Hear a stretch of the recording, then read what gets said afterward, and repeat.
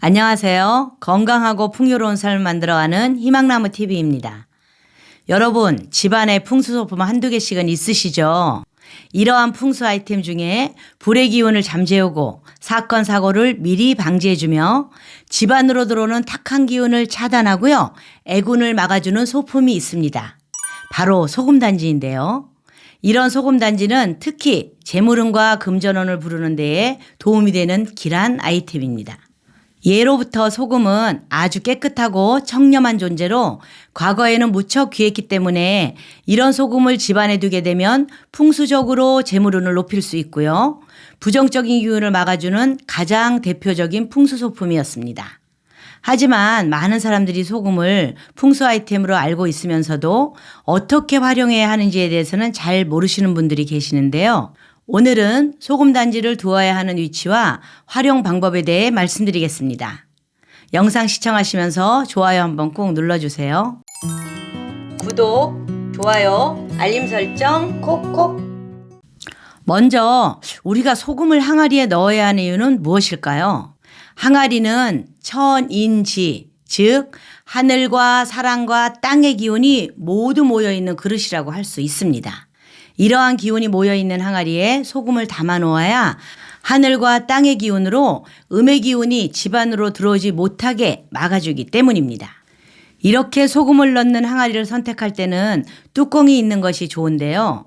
만약에 뚜껑이 없는 도자기 그릇이라면 숯을 올려두어서 뚜껑 대신 사용하셔도 됩니다. 소금을 담는 그릇은 플라스틱이나 유리가 아닌 도자기류를 선택하시는데 숨 쉬는 구멍이 있어야 탁한 기운은 빨아들이고 좋은 기운을 내보낼 수 있는 그런 항아리여야 더 좋습니다.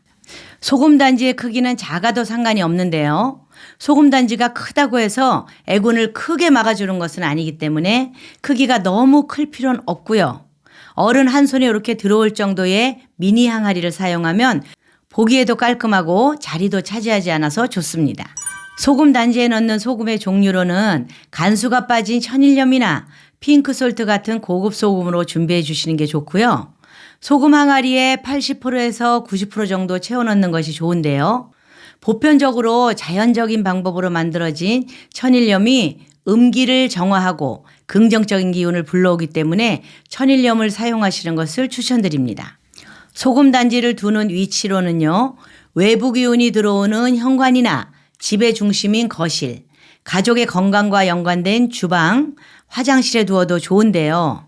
가정집에서 현관에 소금단지를 둘 때는 현관 밖에 두는 것이 좋지만 최근에는 택배나 배달음식 등 여러 사람이 물건을 두기 때문에 현관 밖에 소금단지를 두기가 좀 적합하지 않습니다. 그래서 현관 입구에 두어서 애군을 막을 수 있도록 해야 하고요. 입구에 둘 공간이 여의치 않다면 신발장 아래칸에 두어도 되는데요. 가능하면 신발장 밖에 두는 것이 좋습니다. 또한 주방에 소금단지를 두면 재물복을 올릴 수 있거든요. 자, 싱크대 아래에 두거나 아니면 주방에서 이렇게 나침판을 잰 다음에 북쪽이나 동쪽 사이 그 싱크대 상판 어디엔가 올려두시면 됩니다. 가게나 회사를 운영하는 경우에는 돈의 흐름이 가장 많은 곳에 소금단지를 두는 것이 좋은데요. 가게일 경우에는 계산대 근처에 두시면 되고요. 회사에서는 회사에 금고 두는 곳이나 아니면 대표님 방에 두시는 게 가장 좋습니다. 소금단지 교체 시기는 매월 날짜를 정해주고 점검을 좀 해보셔야 되는데요. 소금을 만졌을 때 이렇게 물기가 있거나 뭉쳐 있으면 새 것으로 교체해 주면 되고요. 만약 몇 달이 되어도 소금이 알알이 떨어지고 수분이 없이 뽀송뽀송한 상태라면 1년에 한 번 교체를 해 주시면 되는데요. 자, 한 해의 운이 시작되는 2월 4일 입춘일 있죠? 예, 그날 교체를 해 주시면 됩니다. 이렇게 교체한 소금은 오염이 되어 있을 수도 있고 음의 기운을 머금고 있을 수도 있기 때문에 음식하는 데 사용하시면 절대 안 되고요. 따뜻한 물에 소금을 녹여서 싱크대 배수구나 화장실 바닥, 변기, 세면기 등을 청소할 때 사용하면 곰팡이, 세균 등이 없어지는 효과까지 얻을 수 있으니 참고하세요.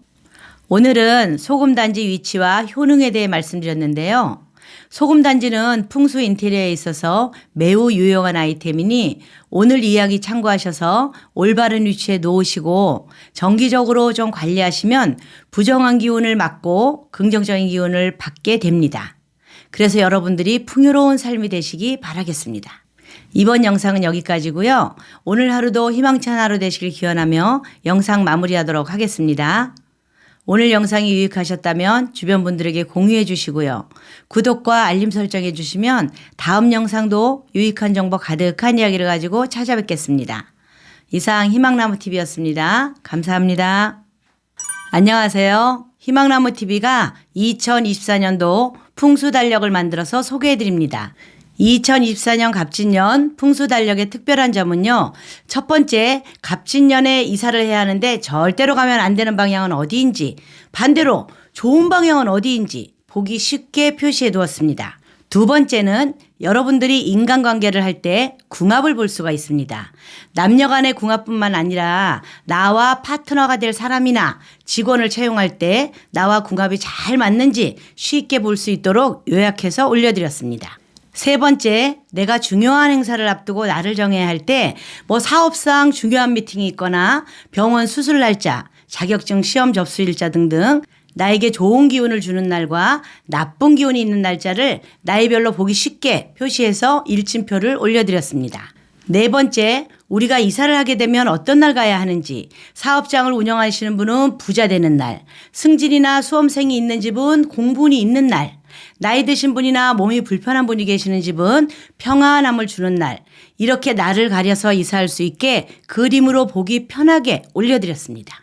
그 밖에도 우리 집이나 사업장을 어떤 방향으로 배치를 하면 재물운이 들어오는 방향이 되는지, 그리고 나를 개운시켜주는 색상은 어떤 게 있는지, 여러분들이 절대 머리 두면 안 되는 방향은 어떻게 보면 되는지, 이렇게 구독자님들이 보시기 편하게 표로 정리해서 달력을 만들었습니다. 2024년은 갑진년 푸른 용으로 힘찬 청룡의 해가 시작되는데요. 이렇게 힘있는 2024년을 잘 맞이하셔서 온 가족이 화목하고 풍요롭고 건강한 한 해를 시작하기 바라겠습니다. 감사합니다.